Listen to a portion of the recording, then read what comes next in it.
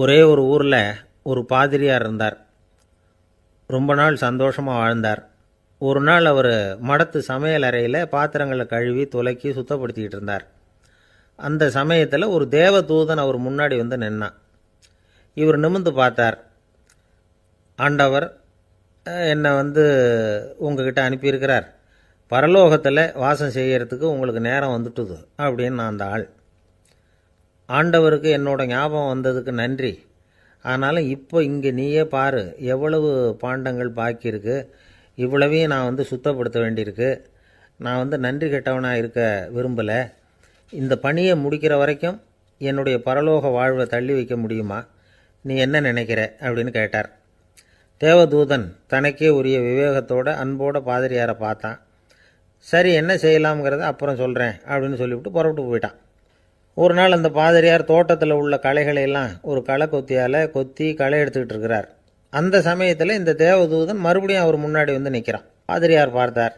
இதை பாரு, இந்த தோட்டம் பூராவும் எவ்வளவு களை மண்டி கிடக்கு, பரலோகம் கொஞ்ச காலம் எனக்காக பொறுத்திருக்கலாம்னு நீ நினைக்கிறியா அப்படின்னு கேட்டார். தேவதூதன் சிரிச்சுக்கிட்டே மறுபடியும் மறைஞ்சிட்டான். மறுபடியும் அவர் களை எடுக்கிறது, தானிய களஞ்சியத்துக்கு வர்ணம் பூசுறது, இப்படிப்பட்ட வேலைகளில் ஈடுபட்டிருக்கார். இன்னொரு நாள் ஒரு மருத்துவமனையில் நோயாளிகளை கவனிச்சிக்கிட்டு ரொம்ப தீவிரமாக இருக்கிறார் அந்த பாதிரியார். ஒரு நோயாளியோட தாகத்துக்கு தண்ணீர் கொடுத்துட்டு நிமிர்ந்து பார்க்குறப்போ தேவதூதன் மறுபடியும் அவர் முன்னாடி நிற்கிறான். இந்த தடவை பாதிரியார் தன்னலமற்றவராக பேரன்பை காட்டக்கூடிய வகையில் தன்னுடைய 2 கைகளையும் உயர்த்தியபடி தேவதூதனின் கவனத்தை பிணியால் வாடக்கூடிய நோயாளிகளின் பக்கம் திருப்பினாராம். தேவதூதன் ஒன்றும் சொல்லலை, மறைஞ்சிட்டான். அன்னைக்கு சாயந்தரம் பாதிரியார் மடத்தில் உள்ள தன்னுடைய அறைக்கு போய் இளைப்பாறினார். யோசித்து பார்த்தார். தேவதூதனையும் தேவதூதனின் விருப்பத்தையும் பல நாள் தள்ளி போட்டு வந்ததையும் அவர் ரொம்ப நினச்சி பார்த்தார். திடீர்னு தான் முதுமை அடைகிறதையும் சோர்வு அடைகிறதையும் உணர்ந்தார். ஆண்டவரை நினச்சார். ஆண்டவரே, உம்முடைய தூதனை மறுபடியும் என்கிட்ட அனுப்புனா நான் சந்திக்கிறதுக்கு ஆவலாக இருக்கேன் அப்படின்னு சொல்கிறப்பவே தேவதூதன் பக்கத்தில் நின்னான். பாதிரியார் நிமிர்ந்து பார்த்தார். நீ இப்போவே என்னை அழைச்சிக்கிட்டு போக விரும்பினா நான் பரலோகத்துக்கு வர்றதுக்கு தயாராக இருக்கேன்னார். தேவதூதன் அந்த பாதிரியாரை அன்போடவும் விவேகத்தோடவும் பார்த்து, நீங்கள் என் கூட பரலோகத்துக்கு வர்ற தயாராக இருக்கிறதா சொல்கிறீங்க, ஆனால் நீங்கள் இது வரைக்கும் வேறு எங்கே இருந்ததா நினைக்கிறீங்க அப்படின்னானோ. அப்படின்னா இது வரைக்கும் இருந்த இடம்தான் பரலோகம் அப்படிங்கிறத உணர்த்தியிருக்கிறான். பரலோகம்னா என்னென்னு புரிஞ்சுக்கிறதுக்கு இந்த சம்பவம் நமக்கு உதவியாக இருக்குது. தொண்டு செய்கிறத விட பெரிய செயல் வேறு எதுவும் இருக்க முடியாது. அது நம்ம மனசுக்கு கொடுக்குற சுகத்தை வேறு எதுவும் கொடுக்க முடியாது. நாம் தொண்டு செய்கிற இடம் தான் அந்த புண்ணிய இடம். ஆனால் இந்த காலத்துல எல்லாம் நாம் தொண்டு செய்யணும்னு நினச்சி ஏதாவது ஆரம்பித்தா கூட அதை ஒரு மாதிரியாக சுற்றி நின்று வேடிக்கை பார்க்க ஆரம்பிச்சிடுறாங்க. ஒரு பெரியவர் அப்படி தான் ஒரு தொண்டு செஞ்சுக்கிட்டு இருந்தார். ஒரு கோவில் கட்டிக்கிட்டு இருந்தாங்க. அதில் ஒரு இடத்துல ஒரு பலகையை வச்சு ஆணி அடிக்கிற வேலையை செஞ்சுக்கிட்டு இருந்தார் அந்த பெரியவர். ஒரு சின்ன பையன் அதை ரொம்ப ஊக்கமாக அக்கறையாக கவனிச்சிக்கிட்டு இருந்தான். பெரியவர் இதை கவனித்தார். என்னப்பா பார்க்குற, உனக்கும் இது மாதிரி தொண்டு செய்யணும்னு ஆசையாக இருக்கா அப்படின்னு கேட்டார். அதுக்கு அந்த பையன் சொல்கிறான், அப்படி இல்லைங்க, நீங்கள் ஆணி அடிக்கிறப்போ கையில் சுத்தியால் அடிச்சுக்கிட்டா எப்படி துடிப்பீங்க, எப்படி கத்துவீங்கன்னு தெரிஞ்சுக்கிறதுக்காக அதை பார்க்கணும்னு ஆசை, அதுக்காக தான் காத்துக்கிட்டு இருக்கேன் அப்படின்னு நானும். இந்த உலகத்தில் எவ்வளவோ உயிரினங்கள் இருக்குது. ஒவ்வொன்றும் ஒவ்வொரு விதமாக சண்டை போடுது. இப்போ 2 மாடு சண்டை போட்டுக்குதுன்னு வச்சுக்கோங்க, என்ன பண்ணும்? 2 முட்டிக்கும். அதுக்கு சண்டை போடுறதுக்கு ஆயுதமாக உபயோகப்படுறது அதோட கொம்பு. 2 சேவல் சண்டை போட்டுக்குதுன்னு வச்சுக்கோங்க, அதுக்கு ஆயுதமாக உபயோகப்படுறது அதோட கால் நகம். காலால் தான் அது ஒன்றோட ஒன்று சண்டை போட்டுக்கும். ஆனால் 2 மனுஷன் சண்டை போட்டுக்கிறான்னு வச்சுக்கோங்க, இவன் இன்னதை தான் ஆயுதமாக உபயோகப்படுத்துவான்னு குறிப்பிட்டு சொல்ல முடியாது. கல்லை எடுப்பான், கத்தி எடுப்பான், துப்பாக்கி எடுப்பான், என்ன வேணாலும் பண்ணுவான். வாயால் திட்டுவான், கையால் அடிப்பான், காலால் உதைப்பான், சகலகலா வல்லவன். விலங்குகள்லாம் பொதுவாக வாயை சாப்பிட்றதுக்கு மட்டும்தான் உபயோகப்படுத்துது. ஆனால் இவனுக்கு சாப்பிட்றதுக்கும் அதுதான், சாப்பிட்டு விட்டு திட்டுறதுக்கும் அதுதான். ஆனால் ஒரு விஷயத்தில் மட்டும் கெட்டிக்கிறேன். அதாவது நாம் சண்டை போட்டுக்கிட்டாலும் பரவாயில்லை, கோழிகள் சண்டை போடாமல் இருக்கணும் அப்படின்னு ஆசைப்படுறான். எதுக்காக? கோழிகள் சண்டை போடாமல் இருந்தால் நிறைய முட்டைகள் போடுமா, அதுக்காக தான் இந்த அக்கறை. கோழி பண்ணை வச்சுருக்கிறவங்களுக்கு இது ஒரு பெரிய பிரச்சனை. அதாவது பண்ணையில் இருக்கிற கோழிகளுக்குள்ளே அடிக்கடி சண்டை வந்துடும். அதனால் முட்டை உற்பத்தி குறைஞ்சிரும். சரி, இதுக்கு என்ன பண்ணுறது? பண்ணையில் போய் உட்காந்துக்கிட்டு தினமும் பஞ்சாயத்து பேசிகிட்டு இருக்க முடியுமா? அமெரிக்காவில் கோழி பண்ணை வச்சுருக்கிற ஒருத்தர் இதை பற்றி யோசனை பண்ணி பார்த்தாராம். ஒரு வழியையும் கண்டுபிடிச்சிருக்கார். கோழிக்கெல்லாம் மூக்கு கண்ணாடி மாட்டி விட்டுட்டோம்னா அது சண்டை போடுற குணம் குறைஞ்சிரும், முட்டை அதிகமாகிடும். அந்த கண்ணாடியில் உள்ள லென்ஸு சிவப்பு நிறத்தில் இருக்கணும், அவ்வளவுதான் அப்படின்னு அவர் கண்டுபிடிச்சாராம். இது ஏற்கனவே நடைமுறையில் கண்டுபிடிக்கப்பட்ட ஒரு விஷயம். ஆனால் எல்லா கோழிக்கும் சிவப்பு மூக்கு கண்ணாடி எப்படி மாட்டி விடுறது? அப்படியே மாட்டி விட்டாலும் அது நழுவாமல் இருக்கணுமே. இப்போ நாமெல்லாம் நடு விரலால் மூக்கு கண்ணாடி நடுவில் தொட்டு அப்படி ஸ்டைலாக சரி பண்ணிக்கிறோம். அது மாதிரி கோழி எப்படி சரி பண்ணிக்கும்? இதுதான் பிரச்சனை. இதுக்கு அவர் என்ன வழி கண்டுபிடிச்சாருன்னா, கோழிக்கெல்லாம் மூக்கு கண்ணாடிக்கு பதிலாக விழியொட்டு வில்லைகள், கான்டாக்ட் லென்ஸ், அதை பொருத்தி விட்டா என்ன அப்படின்னு யோசனை பண்ணார். அதே மாதிரி பண்ணார். அதே மாதிரி செஞ்சு பார்த்தார், வெற்றி. அதுக்கப்புறம் கோழியெல்லாம் சண்டை போட்டுக்கலையாம், சமாதான பிரியர்கள் ஆகிட்டு தான்.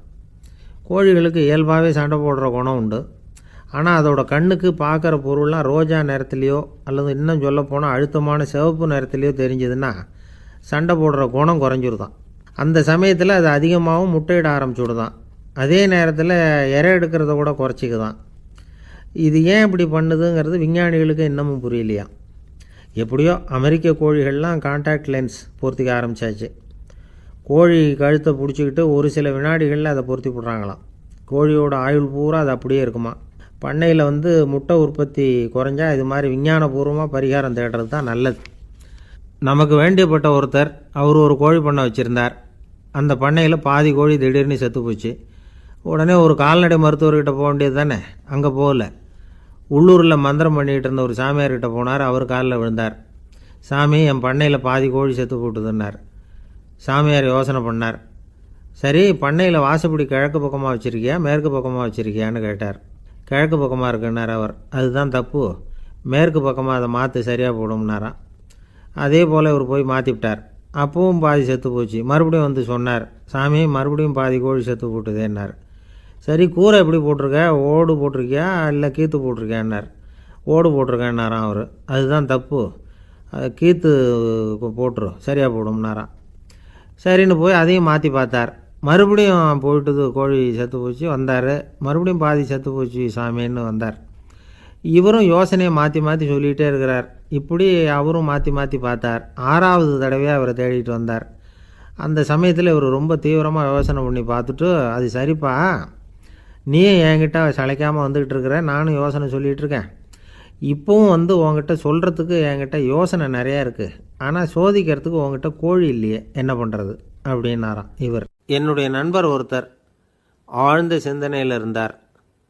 என்ன யோசனை பண்ணுறீங்கன்னு கேட்டேன். தலைவர் ஆகணும்னு பார்க்குறேன், அதுதான் என்ன வழின்னு யோசிச்சுக்கிட்டு இருக்கேன்னார். நான் கூட அது மாதிரி யோசித்து பார்த்தேன். அதுக்கப்புறம் அந்த யோசனையை கை விட்டுட்டேன் அப்படின்னோம். ஏன்னு கேட்டார்.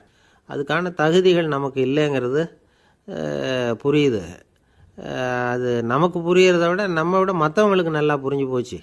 அதனால் பேசாமல் கம்முன்னு இருந்துடுறது தான் நல்லது அப்படின்னோம். தலைவர் ஆகிறதுக்கு தகுதிகள் வேறு உண்டோ அப்படின்னு கேட்டார். அவர் யதார்த்தமாக தான் கேட்குறார்.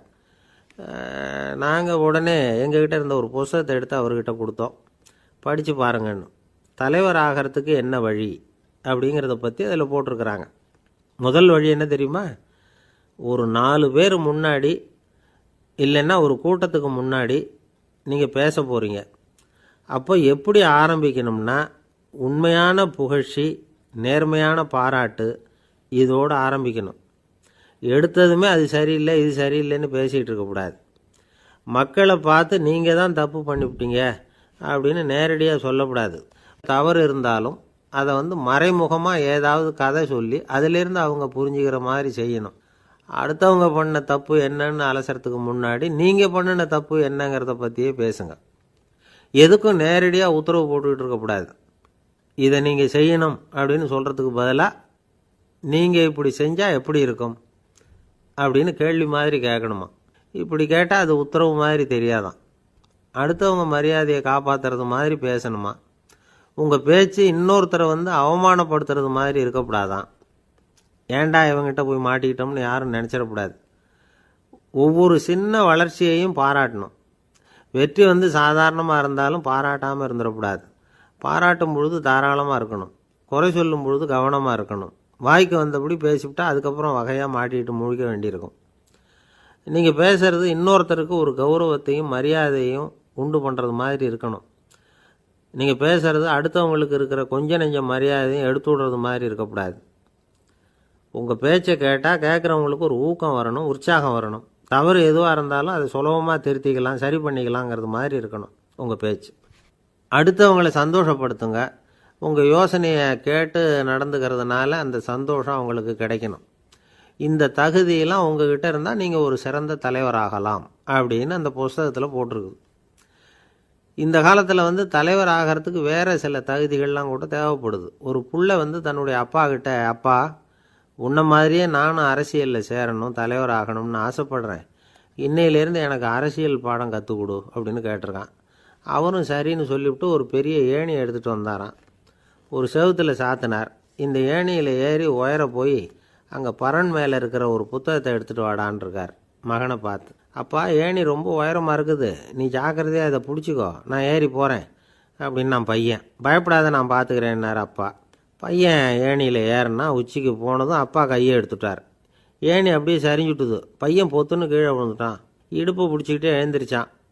என்னப்பா இது, இப்படி என்னை ஏற விட்டுட்டு கையை விட்டுட்டியே, இப்படி கைவிடலாமா அப்படின்னு கத்தியிருக்கான். அப்பா நிதானமாக சொன்னாராம், அவசரப்படாதேப்பா, அரசியலில் இதுதான் முதல் பாடம், பெத்த அப்பனாக இருந்தாலும் அவனை நம்பாதே அப்படின்னு உபதேசம் பண்ண ஆரம்பித்தாராம். அமெரிக்க ஜனாதிபதி ஆப்ரஹாம் லிங்கன் ஒரு நாள் தன்னோட கோச்சு வண்டியில் தலைநகரான வாஷிங்டனுக்கு போயிட்டுருக்கிறார்.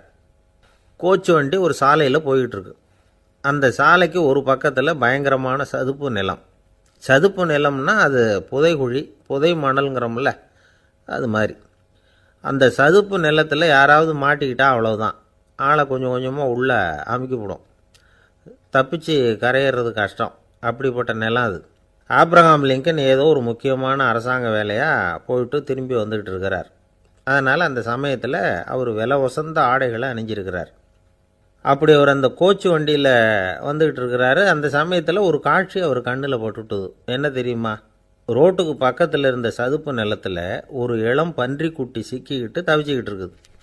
பரிதாபமாக கத்திக்கிட்டு இருக்குது. அதை பார்த்தார் லிங்கன். அவருக்கு என்ன மாதிரி ஆயிட்டுது. உடனே வண்டியை நிறுத்த சொன்னார். கீழே இறங்கினார்.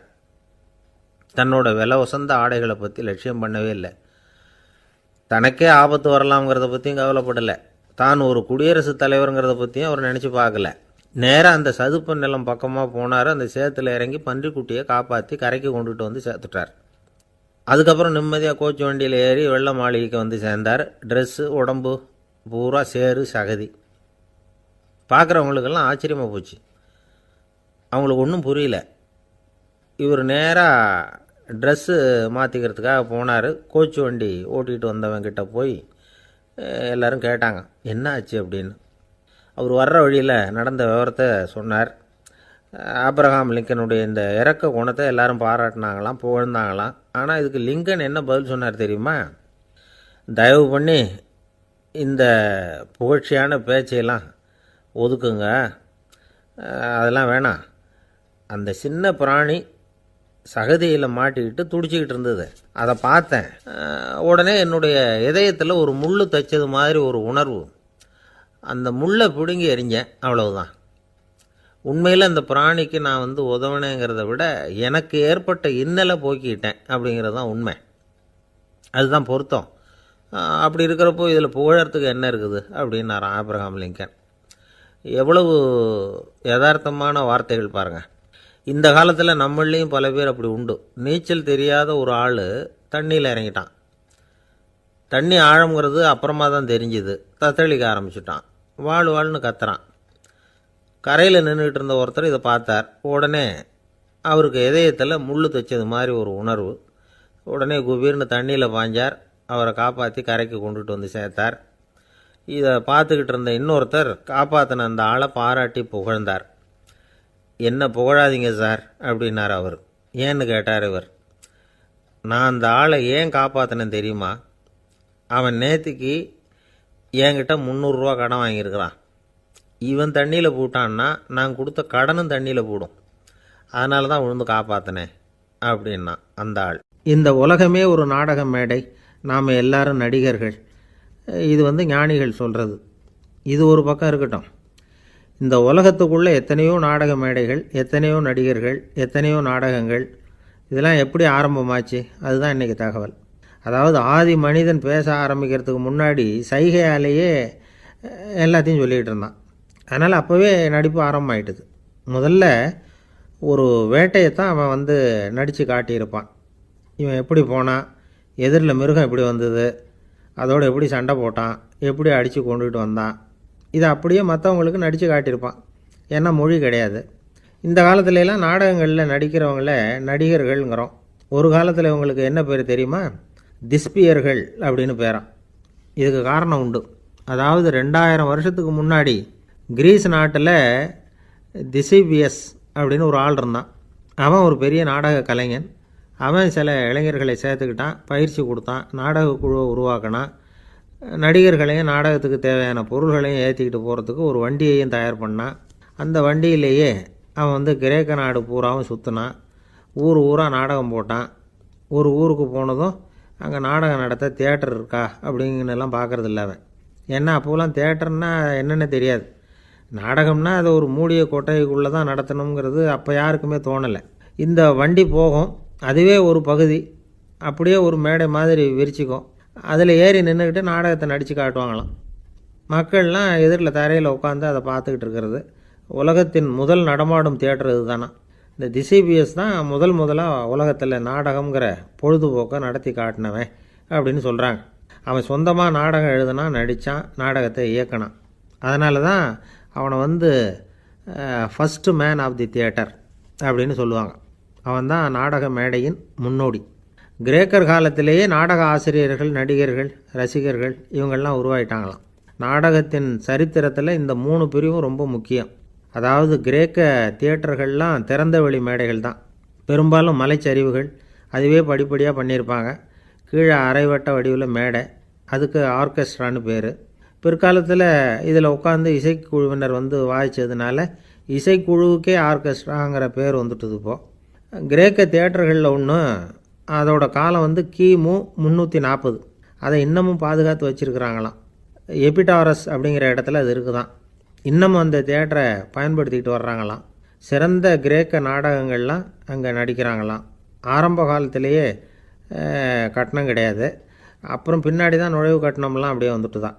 நடிகர்கள் பளபளப்பான ஆடைகள் உடுத்தியிருப்பாங்களாம். இந்த குதிகால் உயர்ந்த காலணிகள் போட்டிருப்பாங்களாம். இதெல்லாம் பழைய குறிப்புகள். பலவிதமான உருவங்களில் மாஸ்க் அப்படின்னு சொல்லப்படுற முகமூடி. அதனால் ஒரே நடிகர் பல வேடங்களில் நடிக்கிறது உண்டான். ஆரம்பத்தில் பெண் நடிகர்கள் கிடையாது, எல்லாம் ஆண் நடிகர்கள் தான். ரோமானியர்கள் தான் முதல் நிரந்தர நாடக மேடையை கட்டினவங்க. அதுதான் முதல் தியேட்டர். கிமு 1048 காலகட்டத்தில் பாம்பிங்கிற நகரத்தில் அதை கட்டியிருக்கிறாங்களாம். கிரேக்க ரோமானிய தியேட்டர்களின் அடிப்படையிலேயே இந்த இத்தாலிய வடிவ அமைப்பாளர்கள் இந்த குதிரை லாட வடிவில் ஒரு ஆடிட்டோரியத்தை உருவாக்கினாங்களாம். இப்படி அதை பற்றி நிறைய தகவல் இருக்குது. 1576 லண்டனில் இந்த வின்ஸ்பர்ரி, அப்புறம் இந்த பில்ட்ஸில், அப்புறம் ஜேம்ஸ் இப்படிங்கிற ஒரு முயற்சியால் தான் இங்கிலாந்தில் முதல் தியேட்டர் உருவாச்சான். அப்படி ஒருத்தர் இருந்தாராம். உலக நாடக மேடையின் வரலாறு இதுதான். அதாவது இப்போல்லாம் அறிவியல் வளர்ச்சி அதிகமாகிட்டுது. திரைப்படம், தொலைக்காட்சி எல்லாம் வந்தாச்சு. ஒவ்வொரு வீடுமே ஒரு குட்டி தியேட்டர் மாதிரி ஆகிட்டுது. தொலைக்காட்சி முன்னாடி உட்காந்தா எழுந்திருக்கவே மனசு வர்றதில்லை. ஒரு அம்மா ஒரு மனோதத்துவ டாக்டரை தேடிட்டு வந்தாங்களாம் இந்த காலத்தில். டாக்டர், எங்கள் வீட்டுக்காரர் எப்போ பார்த்தாலும் டிவி முன்னாடி உட்காந்துக்கிட்டு அதையே வெறிச்சு பார்த்துக்கிட்டு இருக்கிறார், உத்து பார்த்துக்கிட்டு இருக்கார், எனக்கு சந்தேகமாக இருக்குன்னாங்களாம். இது மனக்கோளாறு இல்லைங்க, ஆர்வக்கோளாறு, அவ்வளவுதான், இதுக்காக பயப்படாதீங்கன்னாரான் டாக்டர்.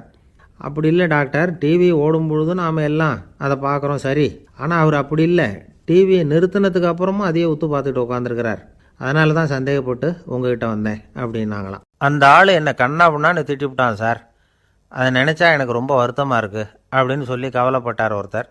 இதில் கவலைப்படுறதுக்கு என்ன இருக்குது அப்படின்னார் ஒரு பெரியவர். அவர் ஒரு மகான். என்ன சார் இப்படி சொல்கிறீங்க, ஒருத்தர் நம்ம பார்த்து திட்டுனா வருத்தமாக இருக்காதா அப்படின்னார். அது எப்படி வருத்தமாக இருக்கும், திட்டுறதுங்கிறது என்ன, அது வெறும் சத்தம் தானே அப்படின்னார் அந்த பெரியவர். நம்ம ஆளுக்கு தலையை பிச்சுக்கலாம் போல் இருந்தது. இருக்காது அப்படின்னா நமக்கே அப்படி தானே தோணுது.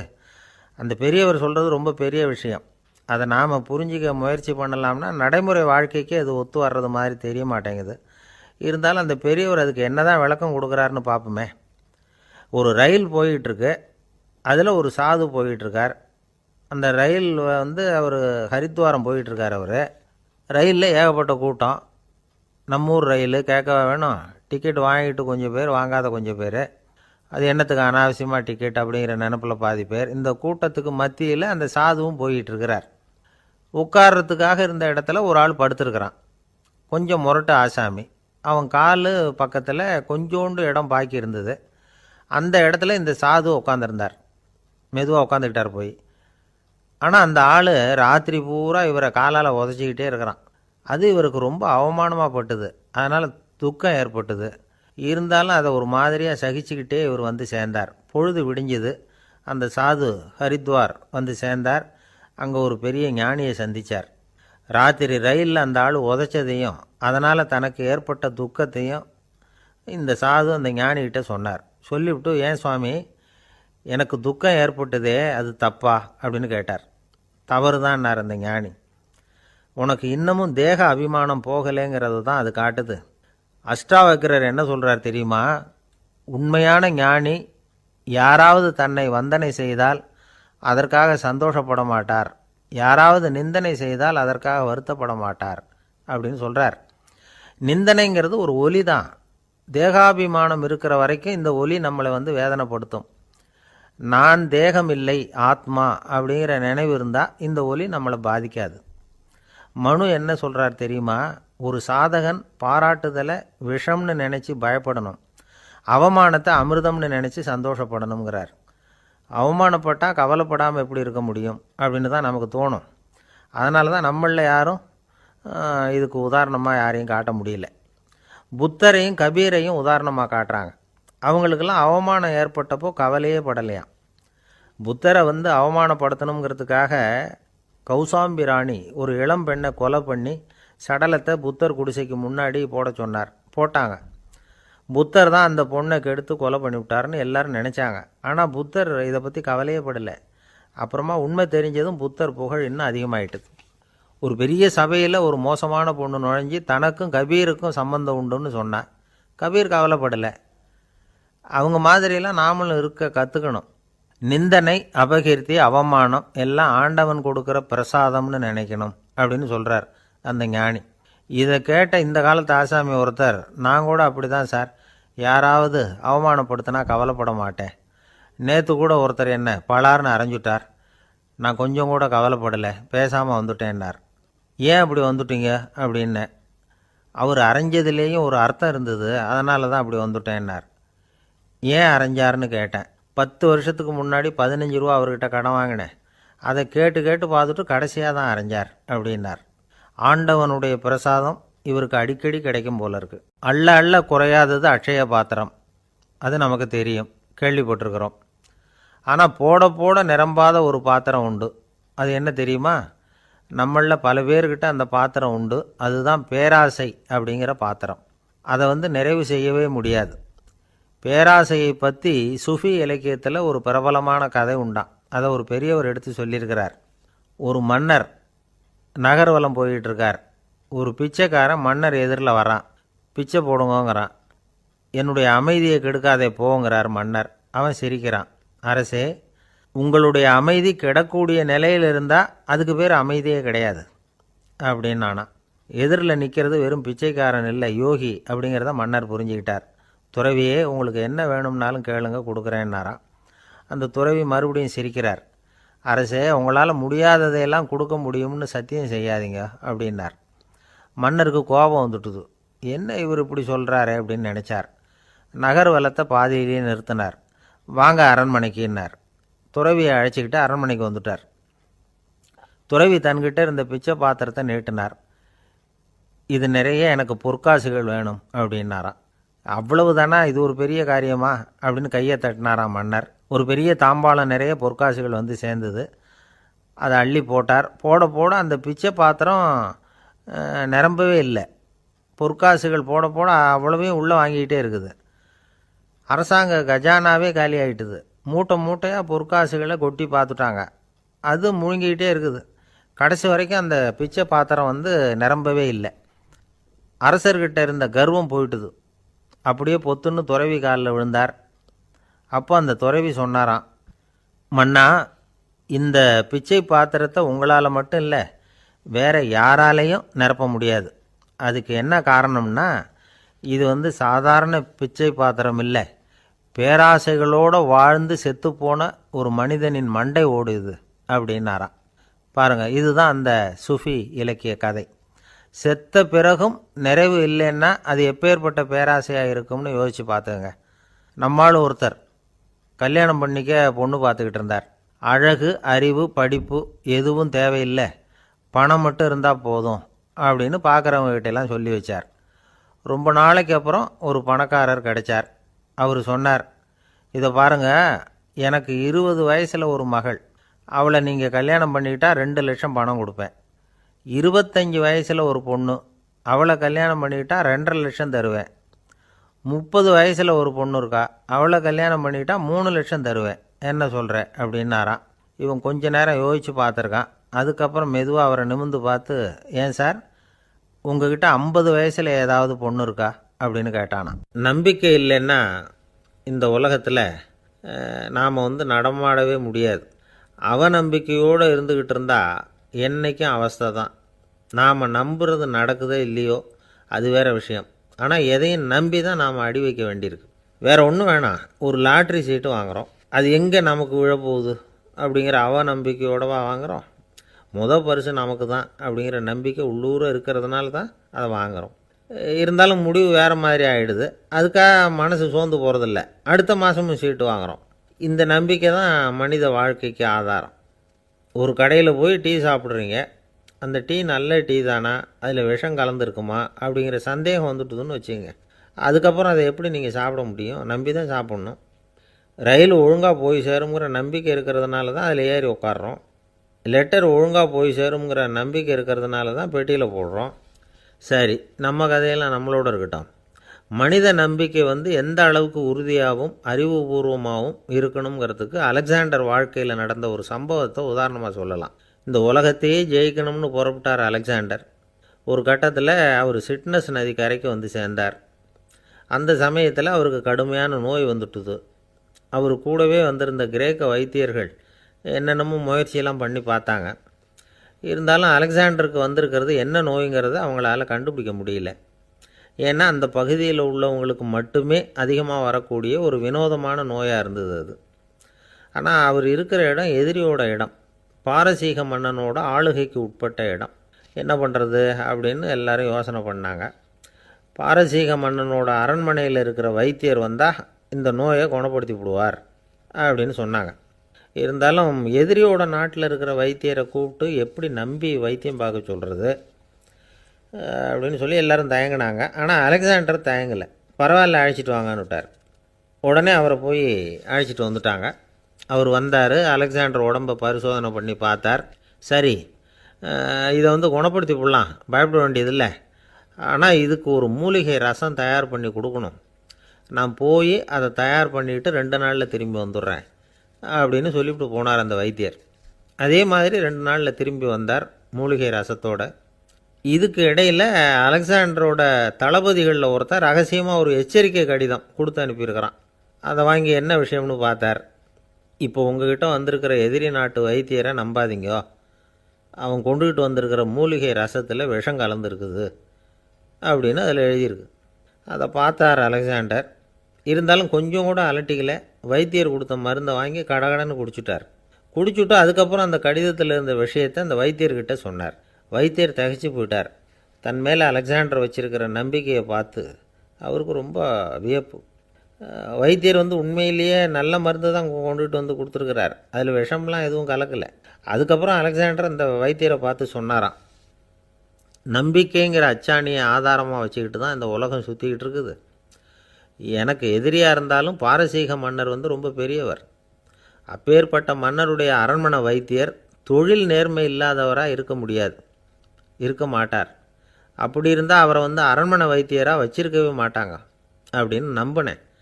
என்னுடைய நம்பிக்கை வீண் போகலை அப்படின்னாராம். இதுதான் மானுட நம்பிக்கைங்கிறது.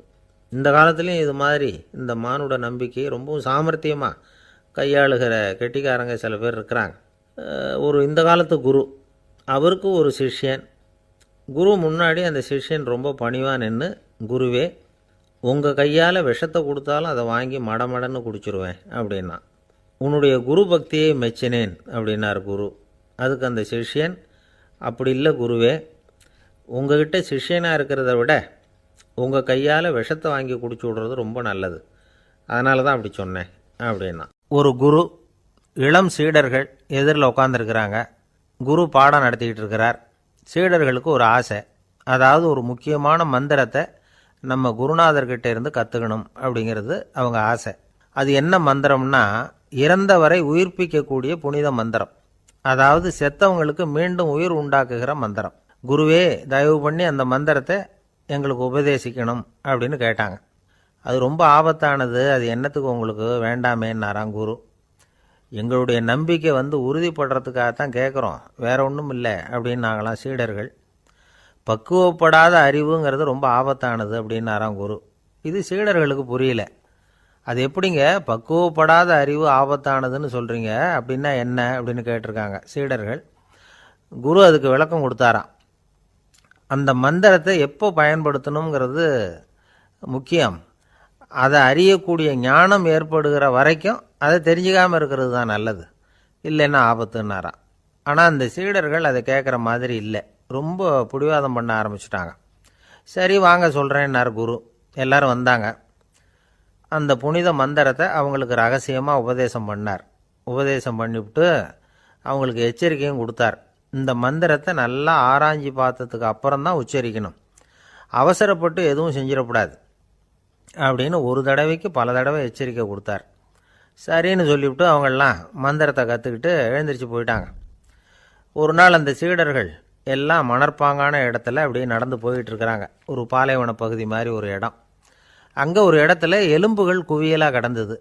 உடனே இந்த சீடர்கள் முன்ன பின்ன யோசிக்காமல், தியானமும் பண்ணாமல், அந்த மந்திரத்தோட பயனை சோதித்து பார்க்கணும் அப்படின்னு நினச்சிக்கிட்டு அந்த மந்திரத்தை உச்சரிக்க ஆரம்பிச்சிட்டாங்க. அவ்வளோதான். உடனே என்னாச்சு தெரியுமா, அந்த எலும்புகள் எல்லாம் ஓநாய்களாக மாறி அவங்கள துரத்த ஆரம்பிச்சிட்டுது. சீடர்கள் எல்லாம் தலைதெறிக்கி ஓட ஆரம்பிச்சிட்டாங்க. ஓநாய்களும் விடலை, அவங்கள துரத்தி பிடிச்சி கடித்து கொதற ஆரம்பிச்சிட்டுது. அப்போ தான் அந்த சீடர்களுக்கு குரு சொன்ன அறிவுரையோட அர்த்தம் புரிஞ்சுது. பக்குவப்படாத அறிவு ஆபத்தானது அப்படிங்கிறது. அதனால் இதிலேருந்து நாம் தெரிஞ்சுக்க வேண்டியது என்னென்னா, நாம் நம்ம அறிவை வளர்த்துக்கிட்டால் மட்டும் போதாது, அந்த அறிவை எப்போ எப்படி பயன்படுத்தணும் அப்படிங்கிற பக்குவமும் நமக்கு வரணும். அப்போ தான் வாழ்க்கை நல்லபடியாக அமையும், இல்லைன்னா இடைஞ்சல் தான். இந்த காலத்தில் சில சின்ன பிள்ளைங்களுக்கே அறிவு ரொம்ப பக்குவப்பட்டிருக்குங்கிறத உணர முடியுது. ஒரு சின்ன பையன் பள்ளிக்கூடத்தில் மார்க் லிஸ்ட்டு கொடுத்தாங்க, வாங்கிக்கிட்டு அவசரமாக வீட்டுக்கு ஓடினான். எதிரில் வந்த ஒருத்தர் கேட்டார், என்ன அவசரம், ஏன் இப்படி வேகமாக ஓடுறேன்னார். எங்கள் அம்மாக்கிட்ட அடி வாங்கணும், அதுக்காக தான் ஓடுறேன்னா. அடி வாங்கிறதுக்காக இவ்வளவு அவசரம்னார் அவர். அப்படி இல்லைங்க, நான் போகிறதுக்குள்ளே எங்கள் அப்பா வீட்டுக்கு வந்துட்டாருன்னா அவர்கிட்ட அடி வாங்க வேண்டியிருக்கும், அதை அவாய்ட் பண்ணுறதுக்காக இப்படி ஓடுறேன் அப்படின்னு நானான் அந்த பையன். என்னுடைய நண்பர் ஒருத்தர், அவருக்கு ஜாதகத்தில் நம்பிக்கை உண்டு, அவரே ஜோசியமெல்லாம் பார்ப்பார். என்ன சார் இந்த காலத்தில் இதையெல்லாம் நம்பிக்கிட்டு இருக்கீங்களேன்னு கேட்டா, உங்களுக்கு ஒன்றும் தெரியாது சார், இந்த உலகத்தில் ஒவ்வொருத்தரும் அவங்கவுங்க செய்கிற நல்லது கெட்டதுக்கு தகுந்த பலனை அனுபவிச்சே தேரணும்பார். அது மட்டும் இல்லை, ஒருத்தன் செத்துட்டா கூட அவன் செஞ்ச பாவ புண்ணியங்கள் கூடவே போயிட்டுருக்கோம்பார். அது எப்படி கூட போவோம் அப்படின்னு குதர்க்கமாக கேட்டால், அதுக்கு அவர் ஒரு கதை சொன்னார். அது ரொம்ப சுவாரஸ்யமாக இருந்தது. ஒரு ஊரில் ஒருத்தர் இருந்தாராம். அவர் ஜோசியம் பார்க்குறதுல ரொம்ப கெட்டிக்காரரு. ஒருத்தருடைய தலைமுடியை மட்டும் அவர்கிட்ட காட்டினா போதும், அதை மட்டும் பார்த்துட்டு அவருடைய ஜாதகத்தையே சொல்லிவிடுவாராம். அப்பேற்பட்ட திறமை. அந்த ஆள் ஒரு சமயம் கன்னியாகுமரி கடற்கரைக்கு போயிருந்திருக்கிறார். அங்கே கரை ஓரமாக ஒரு மண்டை ஓடு கிடந்திருக்கு, அதை எடுத்து பார்த்துருக்கிறார். அந்த மண்டை ஓட்டை வச்சுக்கிட்டே அதோட ஜாதகத்தை அலசியிருக்கிறார். இந்த மண்டை ஓட்டுக்கு உரிய ஆசாமி வாழ்க்கையில் ரொம்ப கஷ்டப்பட்டுருக்கிறான், நிறைய கஷ்டத்தை அனுபவிச்சிருக்கிறான், அது தாங்க முடியாமல் தான் கடலில் விழுந்து தற்கொலை பண்ணிகிட்டு இருக்கான் அப்படிங்கிறத அவர் கணிச்சுட்டார். இருந்தாலும் இந்த மண்டை ஓடு இன்னமும் அனுபவிக்க வேண்டியது பாக்கி இருக்குது அப்படிங்கிறதையும் அவர் உணர்றார். அது சரி, ஒருத்த உயிரோடு இருக்கிற வரைக்கும் தானே நல்லது கெட்டதை அனுபவிக்க முடியும், செத்ததுக்கு அப்புறமும் பாக்கி இருக்குன்னா அதை எப்படி அனுபவிக்கிறது? இந்த மண்டை ஓட்டுக்கு இன்னும் கொஞ்சம் பாக்கி இருக்குது அப்படிங்கிறது அவருக்கு புரிஞ்சதே தவிர அதோட அர்த்தம் என்னங்கிறது அவருக்கு சரியாக விளங்கலை. சரி, இதை இன்னும் கொஞ்சம் விவரமாக ஆராய்ச்சி பண்ணி பார்ப்போம் அப்படின்னு நினச்சிக்கிட்டு அதை தன்னுடைய வீட்டுக்கு எடுத்துகிட்டு போயிட்டார். அந்த மண்டை ஓட்டை ஒரு பொட்டியில் வச்சு பூட்டினார். தன்னுடைய தனி அறையில் அதை பத்திரமா வச்சுக்கிட்டார். தினமும் ராத்திரி ஆனதும் தன்னுடைய மனைவியை பார்த்து, நீ போய் பூஜை அறையில் தனியாக படுத்துக்கோ அப்படின்னு சொல்லிவிட்டு இவர் தினம் ராத்திரி 12 மணிக்கு பொட்டியை திறந்து அதை பார்ப்பார். மண்டை ஓடு அப்படியே இருந்ததே தவிர இன்னும் கொஞ்சம் பாக்கி இருக்குங்கிறதுக்கு அர்த்தம் அவருக்கு விளங்கலை. அந்த மண்டை ஓட்டுக்கு இன்னும் என்ன பாக்கி இருக்க போகுது? இப்படியே ஒரு 10 நாள் போச்சு. அந்த வீட்டம்மாவுக்கு சந்தேகம் வந்துட்டுது. நம்ம வீட்டுக்காரர் நம்மளை தனியாக ஏன் தூங்க சொல்கிறார் அப்படிங்கிற சந்தேகம். உடனே பக்கத்து வீட்டு அம்மாக்கிட்ட விஷயத்தை சொல்லியிருக்கிறாங்க. அந்த அம்மா உடனே, நீ கவலைப்படாத, நான் கண்டுபிடிச்சி சொல்கிறேன்னு சொல்லிவிட்டாங்களாம்.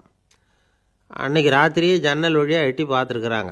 இந்த ஆள் மண்டை ஓட்டை கையில் வச்சுக்கிட்டு அதை திருப்பி திருப்பி அப்படியும் அப்படியும் பார்த்துக்கிட்டு இருந்தது தெரிஞ்சுட்டுது. மறுநாள் காலையில் அவரோட மனைவியை பார்த்தாங்க. ஏம்மா, உன் வீட்டுக்காரருக்கு நீ முதல் மனைவியா 2வது மனைவியா அப்படின்னு கேட்டாங்க. எனக்கு தெரிஞ்ச வரைக்கும் நான் ஒருத்தி தான் அவருடைய மனைவின்னாங்க. அப்படி இல்லை, நீ அவருக்கு 2வது மனைவி. முதல் மனைவியின் மண்டை ஓடு தான் அவர் கையில் இருக்குப்போ, அதை தான் அவர் தினமும் ராத்திரியில் எடுத்து பார்த்துக்கிட்டு இருக்கிறாரு அப்படின்னு விட்டாங்க அந்த அடுத்த வீட்டம்மா. அப்படியா விஷயம்னு சொல்லிவிட்டு கணவன் வீட்டில் இல்லாத நேரமாக பார்த்து அந்த மண்டை ஓட்டை எடுத்து கொண்டாந்து ஒரு உரலில் போட்டு உலக்கையால் குத்தி நொறுக்க ஆரம்பிச்சுட்டுது அந்த அம்மா. வெளியே போயிருந்த அந்த ஆள் அப்போ தான் உள்ளே நுழைஞ்சார்.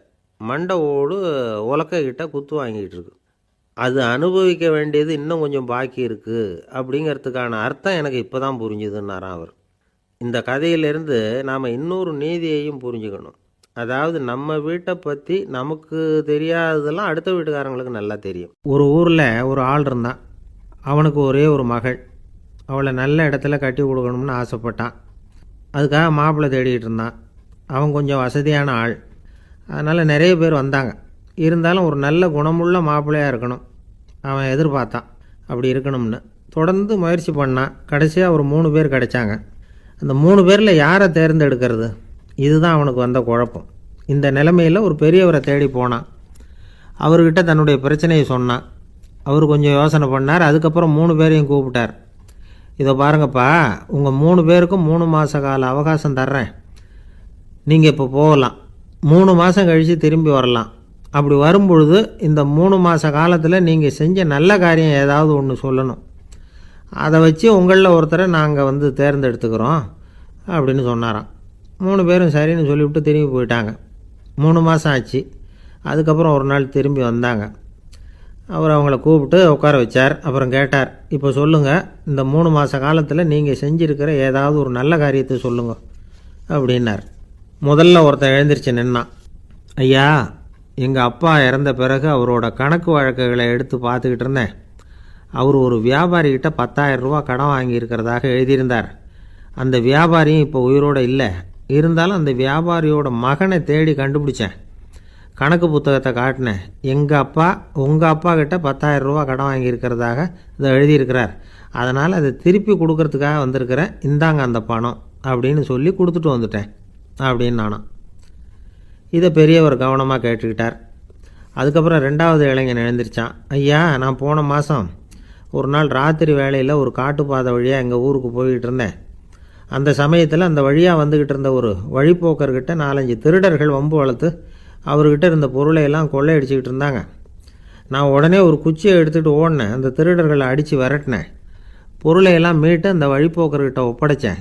அவரை பத்திரமா அழைச்சிக்கிட்டு போய் அவர் வீட்டில் விட்டுட்டு வந்தேன் அப்படின்னு நானும். இதையும் பெரியவர் கவனமாக கேட்டுக்கிட்டார்.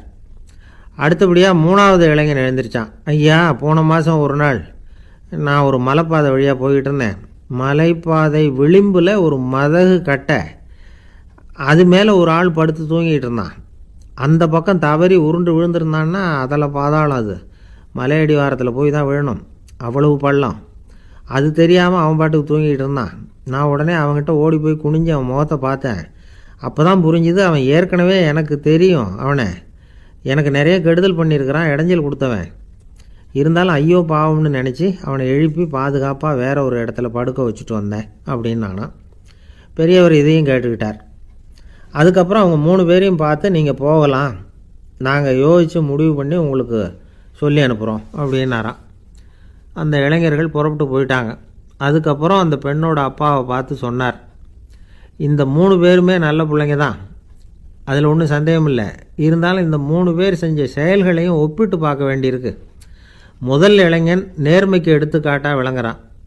இந்த காலத்தில் இது மாதிரி இளைஞர்களை பார்க்குறது ரொம்ப கஷ்டம்தான். இருந்தாலும் அவன் கடமையை தான் செஞ்சான். 2வது இளைஞன் நல்ல வீரன், தைரியசாலி. ஒரு வீரன் எதை செய்யணுமோ அதைத்தான் இவன் செஞ்சான். இவன் ஒரு லட்சிய மனிதன். 3வது இளைஞன் தன்னுடைய பகைவனுக்கே உதவி செஞ்சுருக்கான். அவன் உயிரை காப்பாற்றியிருக்கிறான். பகைவனுக்கு அருள்வதுங்கிறது ஒரு சாதாரண மனுஷனால் செய்யக்கூடிய காரியம் இல்லை. பகையை மறக்கிறதும் பகைவனுக்கு அருள்வதும் தெய்வீக பண்புகள். அதனால் இவனையே உன்னுடைய மகளுக்கு ஏற்ற மாப்பிள்ளையாக தேர்ந்தெடுக்கலாம் அப்படின்னு சொன்னாங்களாம். ஒரு நல்ல நாளில் அவங்களுக்கு திருமணம் நல்ல விதமாக நடந்து முடிஞ்சுதான். இது சுவாமி சின்மயானந்தர் சொல்லியிருக்கிற ஒரு கதை. இதிலேருந்து நாம் புரிந்து கொள்ள வேண்டிய ஒரு கருத்து, நமக்கு கெடுதல் பண்ணவங்களுக்கும் நாம் நல்லது செய்யணும். ஆனால் நடைமுறையில் அப்படி நம்மளால் செய்ய முடியறதில்ல. அதுதான் சிக்கல்.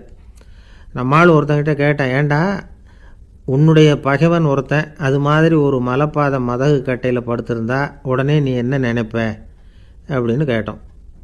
இது ஒரு அருமையான சந்தர்ப்பம்னு நினைப்பேன் அப்படின்னா. எதுக்குன்னு கேட்டோம். அவனை அந்த பக்கமாக உருட்டி கீழே தள்ளுறதுக்கு அப்படின்னா.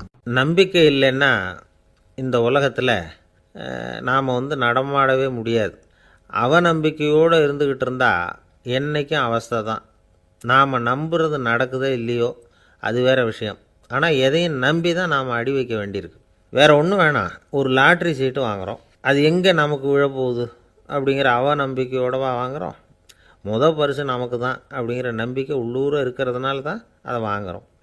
இருந்தாலும் முடிவு வேறு மாதிரி ஆகிடுது. அதுக்காக மனசு சோர்ந்து போகிறதில்ல. அடுத்த மாதமும் சீட்டு வாங்குகிறோம். இந்த நம்பிக்கை தான் மனித வாழ்க்கைக்கு ஆதாரம். ஒரு கடையில் போய் டீ சாப்பிட்றீங்க. அந்த டீ நல்ல டீ தானா, அதில் விஷம் கலந்துருக்குமா அப்படிங்கிற சந்தேகம் வந்துட்டுதுன்னு வச்சுங்க. அதுக்கப்புறம் அதை எப்படி நீங்கள் சாப்பிட முடியும்? நம்பி தான் சாப்பிட்ணும். ரயில் ஒழுங்காக போய் சேருங்கிற நம்பிக்கை இருக்கிறதுனால தான் அதில் ஏறி உட்காடுறோம். லெட்டர் ஒழுங்காக போய் சேருங்கிற நம்பிக்கை இருக்கிறதுனால தான் பெட்டியில் போடுறோம். சரி, நம்ம கதையெல்லாம் நம்மளோட இருக்கட்டும். மனித நம்பிக்கை எந்த அளவுக்கு உறுதியாகவும் அறிவுபூர்வமாகவும் இருக்கணுங்கிறதுக்கு அலெக்சாண்டர் வாழ்க்கையில் நடந்த ஒரு சம்பவத்தை உதாரணமாக சொல்லலாம். இந்த உலகத்தையே ஜெயிக்கணும்னு புறப்பட்டார் அலெக்சாண்டர். ஒரு கட்டத்தில் அவர் சிட்னஸ் நதி கரைக்கு சேர்ந்தார். அந்த சமயத்தில் அவருக்கு கடுமையான நோய் வந்துட்டுது. அவர் கூடவே வந்திருந்த கிரேக்க வைத்தியர்கள் என்னென்னமோ முயற்சியெல்லாம் பண்ணி பார்த்தாங்க. இருந்தாலும் அலெக்சாண்டருக்கு வந்திருக்கிறது என்ன நோய்ங்கிறத அவங்களால கண்டுபிடிக்க முடியல. ஏன்னா அந்த பகுதியில் உள்ளவங்களுக்கு மட்டுமே அதிகமாக வரக்கூடிய ஒரு வினோதமான நோயாக இருந்தது அது. ஆனால் அவர் இருக்கிற இடம் எதிரியோட இடம், பாரசீக மன்னனோட ஆளுகைக்கு உட்பட்ட இடம். என்ன பண்ணுறது அப்படின்னு எல்லாரும் யோசனை பண்ணாங்க. பாரசீக மன்னனோட அரண்மனையில் இருக்கிற வைத்தியர் வந்தால் இந்த நோயை குணப்படுத்தி விடுவார் அப்படின்னு சொன்னாங்க. இருந்தாலும் எதிரியோட நாட்டில் இருக்கிற வைத்தியரை கூப்பிட்டு எப்படி நம்பி வைத்தியம் பார்க்க சொல்கிறது அப்படின்னு சொல்லி எல்லோரும் தயங்கினாங்க. ஆனால் அலெக்சாண்டர் தயங்கலை. பரவாயில்ல, அழைச்சிட்டு வாங்கன்னு விட்டார். உடனே அவரை போய் அழைச்சிட்டு வந்துட்டாங்க. அவர் வந்தார். அலெக்சாண்டர் உடம்பை பரிசோதனை பண்ணி பார்த்தார். சரி, இதை குணப்படுத்தி விடலாம், பயப்பட வேண்டியதில்லை. ஆனால் இதுக்கு ஒரு மூலிகை ரசம் தயார் பண்ணி கொடுக்கணும். நான் போய் அதை தயார் பண்ணிவிட்டு 2 நாளில் திரும்பி வந்துடுறேன் அப்படின்னு சொல்லிவிட்டு போனார் அந்த வைத்தியர். அதே மாதிரி 2 நாளில் திரும்பி வந்தார் மூலிகை ரசத்தோடு. இதுக்கு இடையில் அலெக்சாண்டரோட தளபதிகளில் ஒருத்தர் ரகசியமாக ஒரு எச்சரிக்கை கடிதம் கொடுத்து அனுப்பியிருக்கிறான். அதை வாங்கி என்ன விஷயம்னு பார்த்தார். இப்போ உங்ககிட்ட வந்திருக்கிற எதிரி நாட்டு வைத்தியரை நம்பாதீங்க, அவன் கொண்டுகிட்டு வந்திருக்கிற மூலிகை ரசத்தில் விஷம் கலந்துருக்குது அப்படின்னு அதில் எழுதியிருக்கு. அதை பார்த்தார் அலெக்சாண்டர். இருந்தாலும் கொஞ்சம் கூட அலட்டிக்கலை. வைத்தியர் கொடுத்த மருந்தை வாங்கி கடகடன்னு குடிச்சுட்டார். குடிச்சுட்டு அதுக்கப்புறம் அந்த கடிதத்தில் இருந்த விஷயத்தை அந்த வைத்தியர்கிட்ட சொன்னார். வைத்தியர் திகைச்சு போயிட்டார். தன் மேலே அலெக்சாண்டர் வச்சுருக்கிற நம்பிக்கையை பார்த்து அவருக்கு ரொம்ப வியப்பு. வைத்தியர் உண்மையிலேயே நல்ல மருந்து தான் கொண்டுகிட்டு கொடுத்துருக்கிறார், அதில் விஷம்லாம் எதுவும் கலக்கலை. அதுக்கப்புறம் அலெக்சாண்டர் அந்த வைத்தியரை பார்த்து சொன்னாராம், நம்பிக்கைங்கிற அச்சாணியை ஆதாரமாக வச்சுக்கிட்டு தான் இந்த உலகம் சுற்றிக்கிட்டு இருக்குது. எனக்கு எதிரியாக இருந்தாலும் பாரசீக மன்னர் ரொம்ப பெரியவர். அப்பேற்பட்ட மன்னருடைய அரண்மனை வைத்தியர் தொழில் நேர்மை இல்லாதவராக இருக்க முடியாது. இருக்க மாட்டார். அப்படி இருந்தால் அவரை அரண்மனை வைத்தியராக வச்சிருக்கவே மாட்டாங்க அப்படின்னு நம்பினேன். என்னுடைய நம்பிக்கை வீண் போகலை அப்படின்னாராம். இதுதான் மானுட நம்பிக்கைங்கிறது. இந்த காலத்துலேயும் இது மாதிரி இந்த மானுட நம்பிக்கையை ரொம்பவும் சாமர்த்தியமாக கையாளுகிற கெட்டிக்காரங்க சில பேர் இருக்கிறாங்க. இந்த காலத்து குரு, அவருக்கு ஒரு சிஷ்யன். குரு முன்னாடி அந்த சிஷ்யன் ரொம்ப பணிவாக நின்று, குருவே, உங்கள் கையால் விஷத்தை கொடுத்தாலும் அதை வாங்கி மடமடன்னு குடிச்சிருவேன் அப்படின்னா. உன்னுடைய குரு பக்தியை மெச்சினேன் அப்படின்னார் குரு. அதுக்கு அந்த சிஷ்யன், அப்படி இல்லை குருவே, உங்ககிட்ட சிஷ்யனாக இருக்கிறத விட உங்கள் கையால் விஷத்தை வாங்கி குடிச்சு விட்றது ரொம்ப நல்லது, அதனால தான் அப்படி சொன்னேன் அப்படின்னா. ஒரு காடு, நல்ல மரம்லாம் செழிச்சு இருந்தது.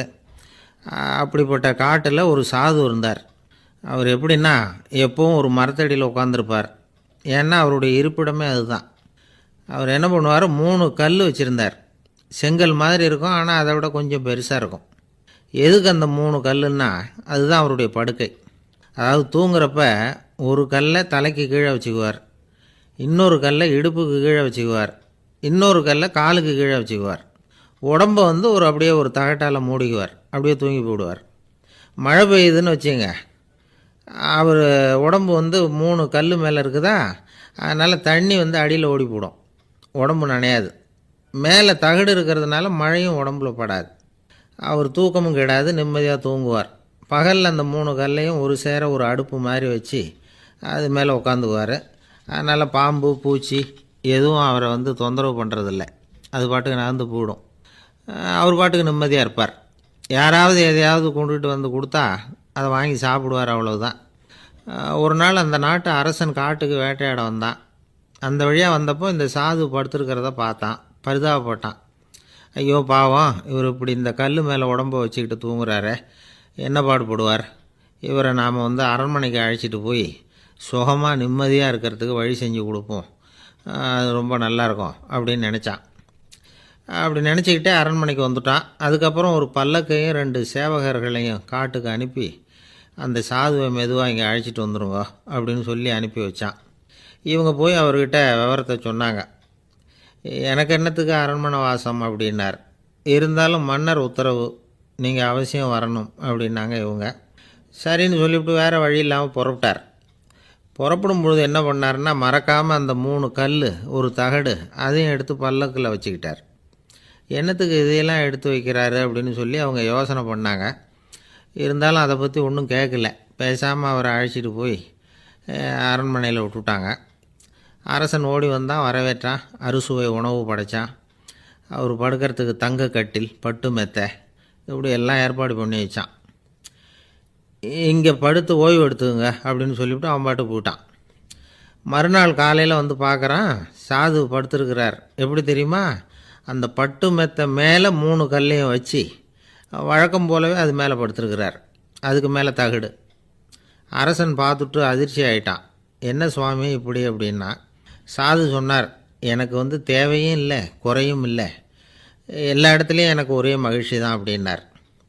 மகிழ்ச்சிங்கிறது தங்க கட்டிலேயோ பட்டு மெத்தையிலையோ இல்லை, அது மனசில் இருக்கிற ஒரு விஷயம். உண்மையான மகிழ்ச்சிக்கு வழி மனப்பக்குவம் அப்படிங்கிறது அந்த அரசனுக்கு புரிஞ்சுதான். இந்த காலத்தில் ஒரு சாமியார், அவரை தேடி ஒரு சீடன் வந்தான்.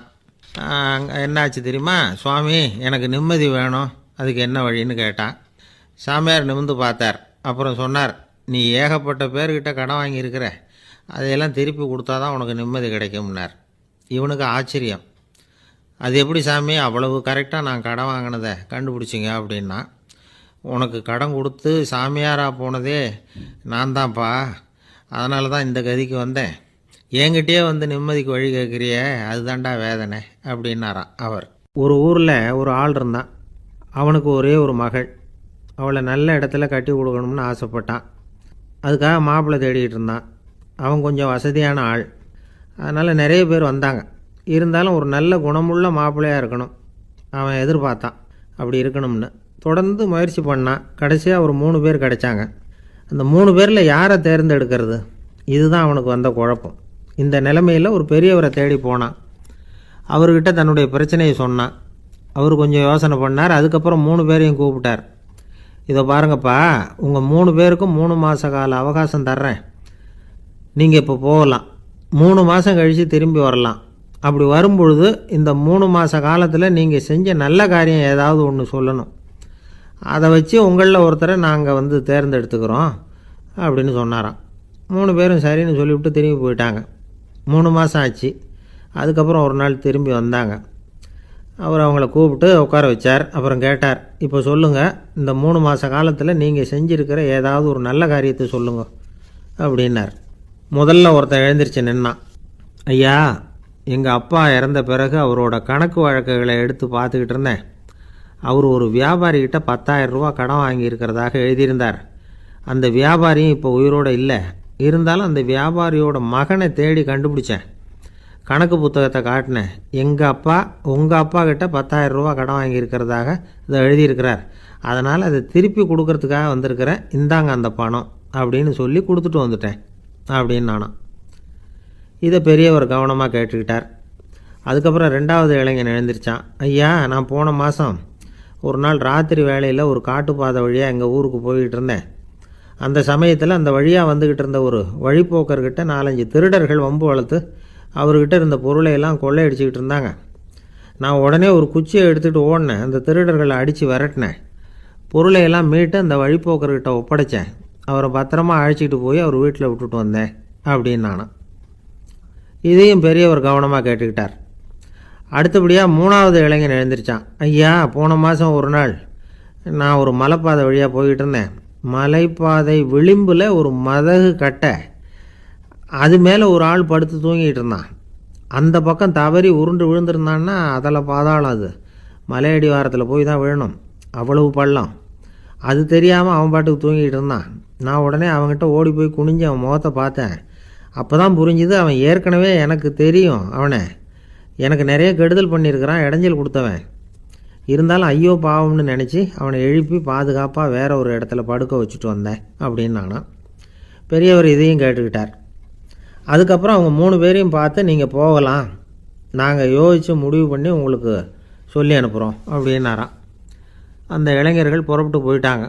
அதுக்கப்புறம் அந்த பெண்ணோட அப்பாவை பார்த்து சொன்னார், இந்த 3 பேருமே நல்ல பிள்ளைங்க தான், அதில் ஒன்றும் சந்தேகம் இல்லை. இருந்தாலும் இந்த 3 பேர் செஞ்ச செயல்களையும் ஒப்பிட்டு பார்க்க வேண்டியிருக்கு. முதல் இளைஞன் நேர்மைக்கு எடுத்துக்காட்டாக விளங்குறான். இந்த காலத்தில் இது மாதிரி இளைஞர்களை பார்க்குறது ரொம்ப கஷ்டம்தான்.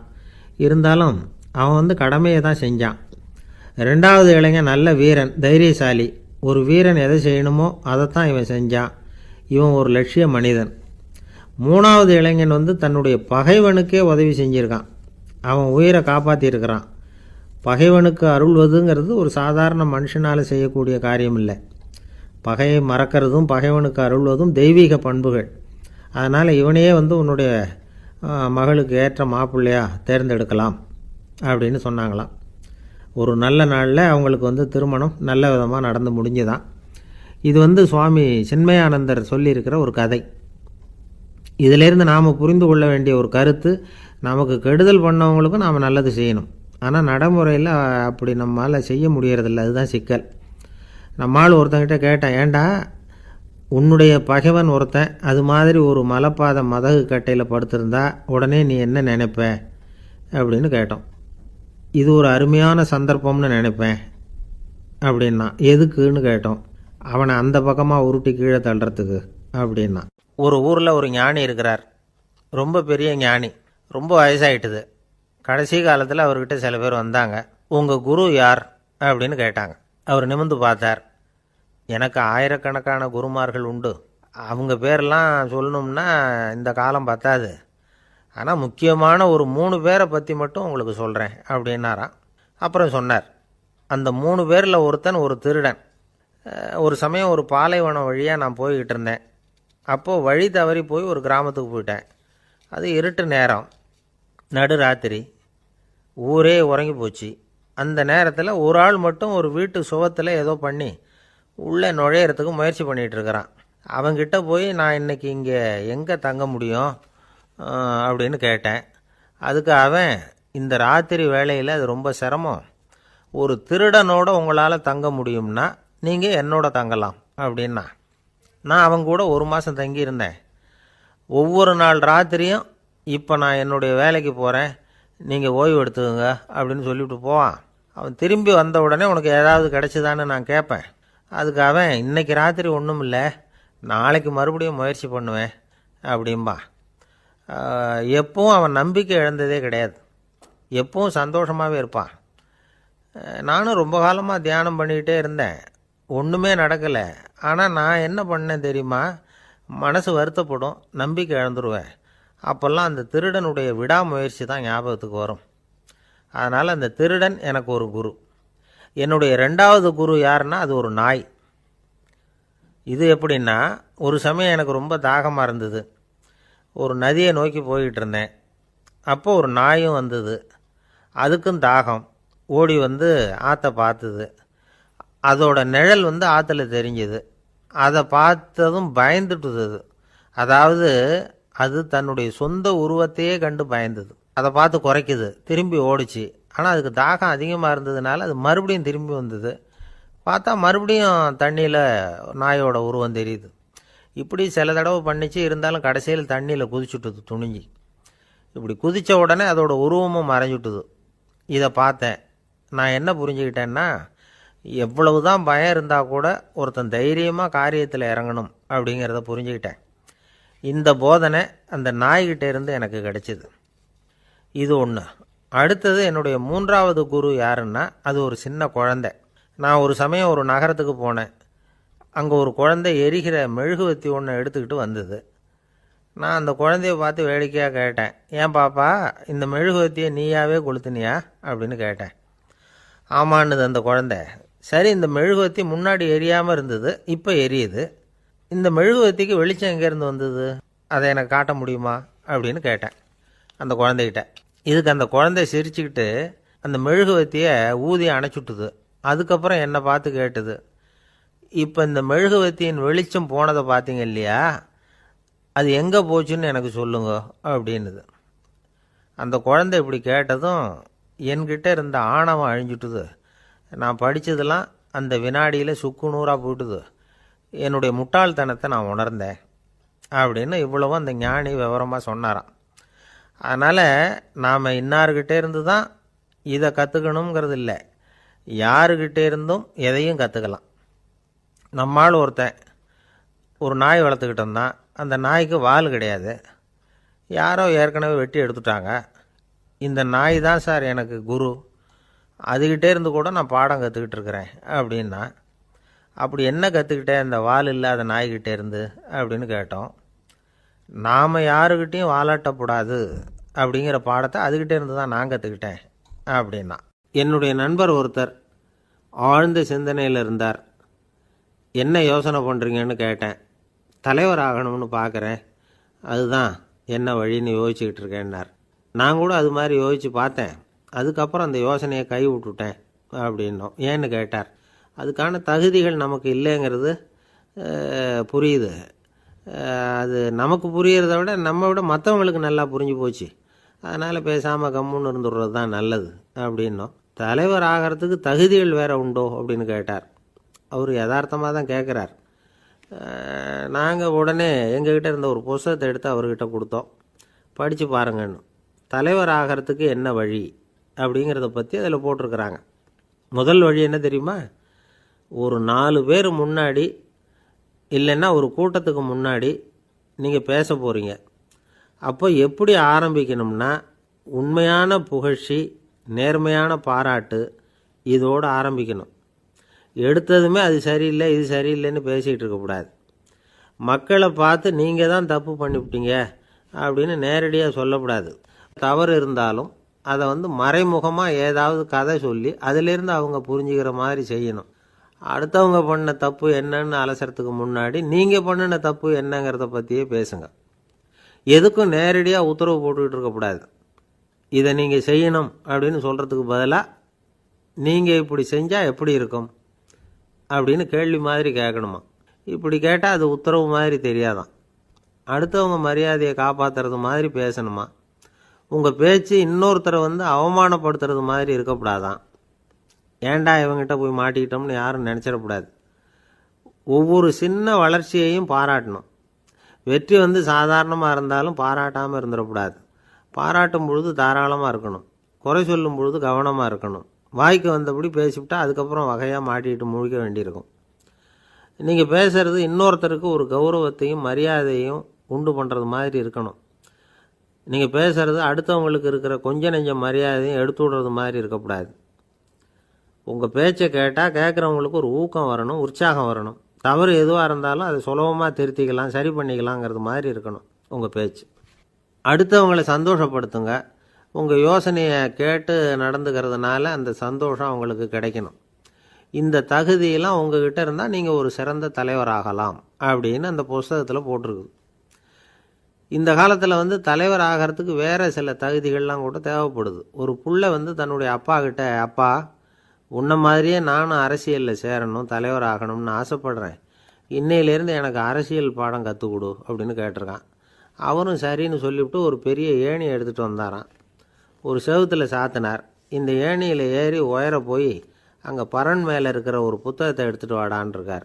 மகனை பார்த்து, அப்பா ஏணி ரொம்ப உயரமாக இருக்குது, நீ ஜாக்கிரதையாக இதை பிடிச்சிக்கோ, நான் ஏறி போகிறேன் அப்படின்னு நான் பையன். பயப்படாத, நான் பார்த்துக்கிறேன்னார் அப்பா. பையன் ஏணியில் ஏறினா உச்சிக்கு போனதும் அப்பா கையை எடுத்துட்டார். ஏணி அப்படியே சரிஞ்சுட்டுது. பையன் பொத்துன்னு கீழே விழுந்துட்டான். இடுப்பை பிடிச்சிக்கிட்டே எழுந்திரிச்சான். என்னப்பா இது, இப்படி என்னை ஏற விட்டுட்டு கையை விட்டுட்டியே, இப்படி கை விடலாமா அப்படின்னு கத்தியிருக்கான். அப்பா நிதானமாக சொன்னாராம், அவசரப்படாதேப்பா, அரசியலில் இதுதான் முதல் பாடம், பெத்த அப்பனாக இருந்தாலும் அவனை நம்பாதே அப்படின்னு உபதேசம் பண்ண ஆரம்பித்தாராம். இந்த உலகமே ஒரு நாடக மேடை, நாம் எல்லாரும் நடிகர்கள். இது ஞானிகள் சொல்கிறது. இது ஒரு பக்கம் இருக்கட்டும். இந்த உலகத்துக்குள்ளே எத்தனையோ நாடக மேடைகள், எத்தனையோ நடிகர்கள், எத்தனையோ நாடகங்கள், இதெல்லாம் எப்படி ஆரம்பமாச்சு? அதுதான் இன்றைக்கி தகவல். அதாவது ஆதி மனிதன் பேச ஆரம்பிக்கிறதுக்கு முன்னாடி சைகையாலேயே எல்லாத்தையும் சொல்லிகிட்டு இருந்தான். அதனால் அப்போவே நடிப்பு ஆரம்பமாயிட்டுது. முதல்ல ஒரு வேட்டையைத்தான் அவன் நடித்து காட்டியிருப்பான். இவன் எப்படி போனான், எதிரில் மிருகம் எப்படி வந்தது, அதோடு எப்படி சண்டை போட்டான், எப்படி அடித்து கொண்டுகிட்டு வந்தான், இதை அப்படியே மற்றவங்களுக்கு நடித்து காட்டியிருப்பான். ஏன்னா மொழி கிடையாது. இந்த காலத்துலலாம் நாடகங்களில் நடிக்கிறவங்கள நடிகர்கள்ங்கிறோம். ஒரு காலத்தில் இவங்களுக்கு என்ன பேர் தெரியுமா? திஸ்பியர்கள் அப்படின்னு பேரான். இதுக்கு காரணம் உண்டு. அதாவது 2000 வருஷத்துக்கு முன்னாடி கிரீஸ் நாட்டில் திசிபியஸ் அப்படின்னு ஒரு ஆள் இருந்தான். அவன் ஒரு பெரிய நாடக கலைஞன். அவன் சில இளைஞர்களை சேர்த்துக்கிட்டான், பயிற்சி கொடுத்தான், நாடக குழுவை உருவாக்கினான். நடிகர்களையும் நாடகத்துக்கு தேவையான பொருள்களையும் ஏற்றிக்கிட்டு போகிறதுக்கு ஒரு வண்டியையும் தயார் பண்ணான். அந்த வண்டியிலேயே அவன் கிரேக்க நாடு பூராவும் சுற்றினான். ஊர் ஊராக நாடகம் போட்டான். ஒரு ஊருக்கு போனதும் அங்கே நாடகம் நடத்த தியேட்டர் இருக்கா அப்படிங்கன்னெல்லாம் பார்க்குறதில்ல அவன். ஏன்னா அப்போலாம் தியேட்டர்னா என்னென்ன தெரியாது. நாடகம்னா அதை ஒரு மூடிய கொட்டைக்குள்ளே தான் நடத்தணுங்கிறது அப்போ யாருக்குமே தோணலை. இந்த வண்டி போகும், அதுவே ஒரு பகுதி அப்படியே ஒரு மேடை மாதிரி விரிச்சிக்கும். அதில் ஏறி நின்றுக்கிட்டு நாடகத்தை நடித்து காட்டுவாங்களாம். மக்கள்லாம் எதிரில் தரையில் உட்காந்து அதை பார்த்துக்கிட்டு இருக்கிறது. உலகத்தின் முதல் நடமாடும் தியேட்டர் இது தானா. இந்த திசிபியஸ் தான் முதலாக உலகத்தில் நாடகங்கிற பொழுதுபோக்கை நடத்தி காட்டினவன் அப்படின்னு சொல்கிறாங்க. அவன் சொந்தமாக நாடகம் எழுதுனான், நடித்தான், நாடகத்தை இயக்கினான். அதனால தான் அவனை first man of the theatre அப்படின்னு சொல்லுவாங்க. அவன் தான் நாடக மேடையின் முன்னோடி. கிரேக்கர் காலத்திலேயே நாடக ஆசிரியர்கள், நடிகர்கள், ரசிகர்கள் இவங்கள்லாம் உருவாயிட்டாங்களாம். நாடகத்தின் சரித்திரத்தில் இந்த 3 பிரிவும் ரொம்ப முக்கியம். அதாவது கிரேக்க தியேட்டர்கள்லாம் திறந்த வெளி மேடைகள் தான். பெரும்பாலும் மலைச்சரிவுகள், அதுவே படிப்படியாக பண்ணியிருப்பாங்க. கீழே அரைவட்ட வடிவில் மேடை, அதுக்கு ஆர்கெஸ்ட்ரான்னு பேர். பிற்காலத்தில் இதில் உட்காந்து இசைக்குழுவினர் வாய்ச்சதுனால இசைக்குழுவுக்கே ஆர்கெஸ்ட்ராங்கிற பேர் வந்துட்டுது. இப்போது கிரேக்க தியேட்டர்களில் ஒன்று, அதோட காலம் கிமு 340. அதை இன்னமும் பாதுகாத்து வச்சுருக்கிறாங்களாம். எபிடாரஸ் அப்படிங்கிற இடத்துல அது இருக்குதான். இன்னமும் அந்த தியேட்டரை பயன்படுத்திக்கிட்டு வர்றாங்களாம். சிறந்த கிரேக்க நாடகங்கள்லாம் அங்கே நடிக்கிறாங்களாம். ஆரம்ப காலத்திலேயே கட்டணம் கிடையாது. அப்புறம் பின்னாடி தான் நுழைவு கட்டணம்லாம் அப்படியே வந்துட்டு தான். நடிகர்கள் பளபளப்பான ஆடைகள் உடுத்தியிருப்பாங்களாம். இந்த குதிகால் உயர்ந்த காலணிகள் போட்டிருப்பாங்களாம். இதெல்லாம் பழைய குறிப்புகள். பலவிதமான உருவங்களில் மாஸ்க் அப்படின்னு சொல்லப்படுற முகமூடி. அதனால் ஒரே நடிகர் பல வேடங்களில் நடிக்கிறது உண்டான். ஆரம்பத்தில் பெண் நடிகர்கள் கிடையாது, எல்லாம் ஆண் நடிகர்கள் தான். ரோமானியர்கள் தான் முதல் நிரந்தர நாடக மேடையை கட்டினவங்க. அதுதான் முதல் தியேட்டர். கிமு 1048 காலகட்டத்தில் பாம்பிங்கிற நகரத்தில் அதை கட்டியிருக்கிறாங்களாம். கிரேக்க ரோமானிய தியேட்டர்களின் அடிப்படையிலேயே இந்த இத்தாலிய வடிவமைப்பாளர்கள் இந்த குதிரை லாட வடிவில் ஒரு ஆடிட்டோரியத்தை உருவாக்கினாங்களாம். இப்படி அதை பற்றி நிறைய தகவல் இருக்குது. 1576 லண்டனில் இந்த வின்ஸ்பர்ரி, அப்புறம் இந்த பில்ட்ஸில், அப்புறம் ஜேம்ஸ் இப்படிங்கிற ஒரு முயற்சியால் தான் இங்கிலாந்தில் முதல் தியேட்டர் உருவாச்சான். அப்படி ஒருத்தர் இருந்தாராம். உலக நாடக மேடையின் வரலாறு இதுதான். அதாவது இப்போல்லாம் அறிவியல் வளர்ச்சி அதிகமாகிட்டுது. திரைப்படம், தொலைக்காட்சி எல்லாம் வந்தாச்சு. ஒவ்வொரு வீடுமே ஒரு குட்டி தியேட்டர் மாதிரி ஆகிட்டுது. தொலைக்காட்சி முன்னாடி உட்காந்தா எழுந்திரிக்கவே மனசு வர்றதில்லை. ஒரு அம்மா ஒரு மனோதத்துவ டாக்டரை தேடிட்டு வந்தாங்களாம் இந்த காலத்தில். டாக்டர், எங்கள் வீட்டுக்காரர் எப்போ பார்த்தாலும் டிவி முன்னாடி உட்காந்துக்கிட்டு அதையே வெறிச்சு பார்த்துக்கிட்டு இருக்கிறார், உத்து பார்த்துக்கிட்டு இருக்கார், எனக்கு சந்தேகமாக இருக்குன்னாங்களாம். இது மனக்கோளாறு இல்லைங்க, ஆர்வக்கோளாறு, அவ்வளவுதான், இதுக்காக பயப்படாதீங்கன்னாரான் டாக்டர். அப்படி இல்லை டாக்டர், டிவி ஓடும் பொழுது நாம் எல்லாம் அதை பார்க்குறோம் சரி, ஆனால் அவர் அப்படி இல்லை, டிவியை நிறுத்தினதுக்கு அப்புறமும் அதையே உத்து பார்த்துக்கிட்டு உட்காந்துருக்கிறார், அதனால தான் சந்தேகப்பட்டு உங்ககிட்ட வந்தேன் அப்படின்னாங்களாம். அந்த ஆள் என்னை கண்ணா பண்ணான்னு திட்டிவிட்டான் சார், அதை நினச்சா எனக்கு ரொம்ப வருத்தமாக இருக்குது அப்படின்னு சொல்லி கவலைப்பட்டார் ஒருத்தர். இதில் கவலைப்படுறதுக்கு என்ன இருக்குது அப்படின்னார் ஒரு பெரியவர். அவர் ஒரு மகான். என்ன சார் இப்படி சொல்கிறீங்க, ஒருத்தர் நம்ம பார்த்து திட்டுனா வருத்தமாக இருக்காதா அப்படின்னார். அது எப்படி வருத்தமாக இருக்கும், திட்டுறதுங்கிறது என்ன, அது வெறும் சத்தம் தானே அப்படின்னார் அந்த பெரியவர். நம்ம ஆளுக்கு தலையை பிச்சுக்கலாம் போல் இருந்தது. இருக்காத அப்படின்னா நமக்கே அப்படி தானே தோணுது. அந்த பெரியவர் சொல்கிறது ரொம்ப பெரிய விஷயம். அதை நாம் புரிஞ்சிக்க முயற்சி பண்ணலாம்னா நடைமுறை வாழ்க்கைக்கு அது ஒத்து வர்றது மாதிரி தெரிய மாட்டேங்குது. இருந்தாலும் அந்த பெரியவர் அதுக்கு என்ன தான் விளக்கம் கொடுக்குறாருன்னு பார்ப்போமே. ஒரு ரயில் போயிட்டுருக்கு, அதில் ஒரு சாது போயிட்டுருக்கார். அந்த ரயில் அவர் ஹரித்வாரம் போயிட்டுருக்கார். அவர் ரயிலில் ஏகப்பட்ட கூட்டம். நம்ம ஊர் ரயில் கேட்க வேணும், டிக்கெட் வாங்கிட்டு கொஞ்சம் பேர், வாங்காத கொஞ்சம் பேர். அது என்னத்துக்கு அனாவசியமாக டிக்கெட் அப்படிங்கிற நினப்பில் பாதி பேர். இந்த கூட்டத்துக்கு மத்தியில் அந்த சாதுவும் போயிட்டுருக்கிறார். உட்கார்றதுக்காக இருந்த இடத்துல ஒரு ஆள் படுத்துருக்கிறான், கொஞ்சம் முரட்டு ஆசாமி. அவன் கால் பக்கத்தில் கொஞ்சோண்டு இடம் பாக்கி இருந்தது. அந்த இடத்துல இந்த சாது உட்காந்துருந்தார். மெதுவாக உட்காந்துக்கிட்டார் போய். ஆனால் அந்த ஆள் ராத்திரி பூரா இவரை காலால் உதச்சிக்கிட்டே இருக்கிறான். அது இவருக்கு ரொம்ப அவமானமாக பட்டுது. அதனால் துக்கம் ஏற்பட்டுது. இருந்தாலும் அதை ஒரு மாதிரியாக சகிச்சுக்கிட்டே இவர் வந்து சேர்ந்தார். பொழுது விடிஞ்சுது. அந்த சாது ஹரித்வார் வந்து சேர்ந்தார். அங்கே ஒரு பெரிய ஞானியை சந்தித்தார். ராத்திரி ரயிலில் அந்த ஆள் உதைச்சதையும் அதனால் தனக்கு ஏற்பட்ட துக்கத்தையும் இந்த சாது அந்த ஞானிகிட்ட சொன்னார். சொல்லிவிட்டு, ஏன் சுவாமி, எனக்கு துக்கம் ஏற்பட்டதே அது தப்பா அப்படின்னு கேட்டார். தவறு தான்னார் அந்த ஞானி. உனக்கு இன்னமும் தேக அபிமானம் போகலைங்கிறது தான் அது காட்டுது. அஷ்டாவக்கிரர் என்ன சொல்கிறார் தெரியுமா, உண்மையான ஞானி யாராவது தன்னை வந்தனை செய்தால் அதற்காக சந்தோஷப்பட மாட்டார், யாராவது நிந்தனை செய்தால் அதற்காக வருத்தப்பட மாட்டார் அப்படின்னு சொல்கிறார். நிந்தனைங்கிறது ஒரு ஒலி தான். தேகாபிமானம் இருக்கிற வரைக்கும் இந்த ஒலி நம்மளை வேதனைப்படுத்தும். நான் தேகம் இல்லை, ஆத்மா அப்படிங்கிற நினைவு இருந்தால் இந்த ஒலி நம்மளை பாதிக்காது. மனு என்ன சொல்கிறார் தெரியுமா, ஒரு சாதகன் பாராட்டுதலை விஷம்னு நினச்சி பயப்படணும், அவமானத்தை அமிர்தம்னு நினச்சி சந்தோஷப்படணுங்கிறார்.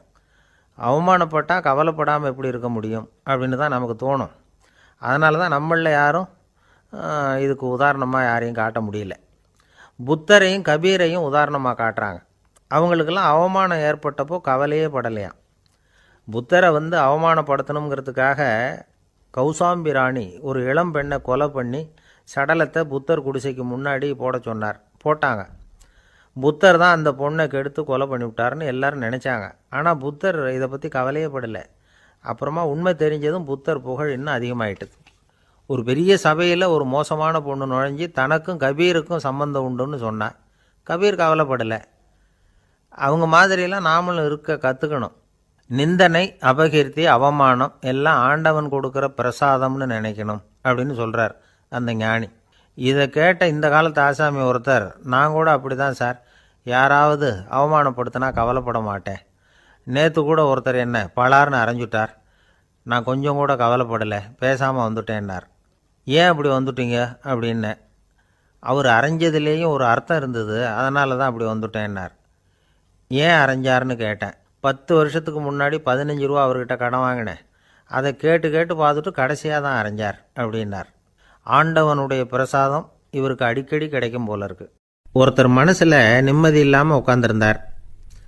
என்ன சார் விஷயம் அப்படின்னு விசாரித்தேன். அகலக்கால் வச்சுட்டேன், அதுதான் அவதிப்படுறேன்னார். விவரமாக சொல்லுங்கன்னேன். வீடு கட்டணும்னு ஆரம்பித்தேன், வேலை பாதியிலேயே நிற்கிது, கையில் பணம் இல்லை அப்படின்னார். இது மாதிரி ஆசாமிகள் பல பேரை நீங்கள் பார்த்துருக்கலாம்.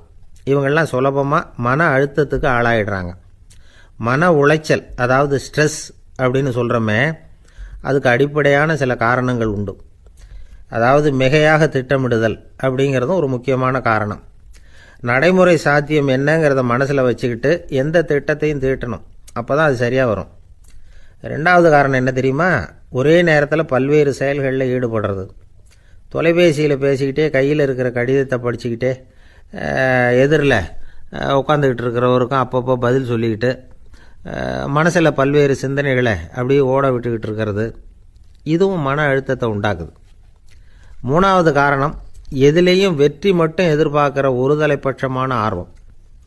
நாம் தொட்டதெல்லாம் வெற்றியாகவே முடியணும் அப்படின்னு எதிர்பார்க்குறவங்க ஏதாவது ஒன்றில் தோல்வியை கண்டால் தோண்டு போயிடுறாங்க. எப்படியும் முடியலாம்ங்கிற எண்ணம் ஏற்கனவே நமக்குள்ளே இருந்துட்டுதுன்னா அந்த அவஸ்தை வராது. அதனால் அதுவும் நம்ம வளர்த்து கொள்ள வேண்டிய ஒரு குணம். மன உளைச்சல் ஏற்படுறதுக்கு இன்னொரு காரணம், எதையும் வேகமாக செஞ்சுடணும் அப்படிங்கிற துடிப்பு. அந்த துடிப்பே மனசை அழுத்த ஆரம்பிச்சிடும். எந்த ஒரு காரியத்திலையும் தாமதமோ இடையூறோ ஏற்பட்டால் அதை பொறுத்துக்கிற மனப்போக்கம் வேணும். அது இல்லாதவங்க அழுத்தத்துக்கு ஆளாயிடுறாங்க. சில பேர் வேலைன்னு எந்த நேரம் பார்த்தாலும் வேலையே கதின்னு கிடப்பாங்க. பொழுதுபோக்குக்கோ உடற்பயிற்சிக்கோ குடும்பத்தில் உள்ளவங்க அல்லது நண்பர்கள் கூட கலந்துரையாடவோ கொஞ்சம் கூட நேரம் ஒதுக்க மாட்டாங்க. இந்த சுபாவம் மன அழுத்தத்தை உண்டு பண்ணும். இதையெல்லாம் புரிஞ்சுக்கிட்டு அதிலிருந்து விடுபடுறது எப்படின்னு யோசிக்கணும். வல்லுநர்கள் இது தொடர்பாக சில யோசனைகளை சொல்லி வச்சிருக்கிறாங்க. அது என்னன்னா, வாழ்க்கைங்கிறது பிரச்சனைகளால் பின்னப்பட்ட ஒன்று. அது எப்போவுமே முடிவடையாத ஒரு தொடர்கதை அப்படிங்கிறத முதல்ல நாம் புரிஞ்சுக்கணும். ஒரே நேரத்தில் ஒரு காரியத்தில் மட்டுமே நாம் கவனம் செலுத்தணும். அடுத்தவங்க காரியத்தில் தலையிடக்கூடாது. எதையும் பேச ஆரம்பிக்கிறதுக்கு முன்னாடி நம்மை நாமே கேட்டுக்க வேண்டிய கேள்வி 2. 1, நான் சொல்ல போகிறது ரொம்ப முக்கியமானதா? 2வது, நான் சொல்கிறத அவங்க கேட்குறதுக்கு ஆசைப்படுறாங்களா? நான் பேசுகிறதுக்கு அது சரியான நேரம் தானா? இதை யோசித்து பார்த்ததுக்கப்புறம் எதையும் பேச ஆரம்பிக்கணும். முடிஞ்ச அளவுக்கு வளைந்து போகிற சுபாவத்தை வளர்த்துக்கணும். நம்ம நேரம் விலை மதிப்பு இல்லாதது, அதை வீணாக்கக்கூடாது. சிரிக்க தெரியலனாலும் பரவாயில்ல, முகத்தில் கொஞ்சம் புன்முறுவலாவது காட்டணும். இதெல்லாம் ரொம்ப முக்கியம். அடுத்தவங்க ஏதாவது செஞ்சால் உடனே நன்றி சொல்ல மறக்கக்கூடாது. தினமும் கொஞ்சம் நேரத்தை தனிமையில் செலவு பண்ணணும். மன உளைச்சலிருந்து விடுபடுறதுக்கு 3 முக்கிய வழிகள் சொல்கிறாங்க. அதை சுருக்கமாக ரெட் அப்படின்னு சொல்கிறாங்க. RED ஆங்கில எழுத்தில். அந்த முதல் எழுத்து R, அது என்னென்னா ரிலாக்ஸேஷன், அதாவது இடை ஓய்வு. 2வது E எக்ஸர்சைஸ், உடற்பயிற்சி. 3வது டயட், திட்டமிட்ட உணவு முறை. அதனால் தியானம், மூச்சு பயிற்சி இதெல்லாம் இந்த இடை ஓய்வுக்கு வழிகள். எந்த வேலையையும் தொடர்ந்து செய்யக்கூடாது. எல்லார்கிட்டையும் கலகலப்பாக பழகணும். மாதத்துக்கு ஒரு நாளாவது குடும்பத்தோடு வெளியில் போயிட்டு வரணும். சுலபமான உடற்பயிற்சிகளை செய்யலாம். உடற்பயிற்சிங்கிறது நமக்காக நாம் செய்கிற ஒரு நீண்டகால முதலீடு அப்படின்னு சொல்லுவாங்க. அதாவது லாங் டேர்ம் இன்வெஸ்ட்மெண்ட்டாக. அளவோடு சாப்பிட்ணும், மெதுவாக சாப்பிட்ணும். இதெல்லாம் கொஞ்சம் மனசில் வச்சுக்கிட்டு நடந்துக்கிட்டால் மகிழ்ச்சியாக வாழலாம். சில பேர் சாப்பாட்டு விஷயத்தில் ரொம்ப அக்கறை எடுத்துக்கிறது உண்டு. ஒரு குண்டு ஆசாமி சாப்பிட உட்காந்தார். முதல்ல ஒரு மாத்திரை சாப்பிட்டார். எதுக்குன்னு கேட்டார்.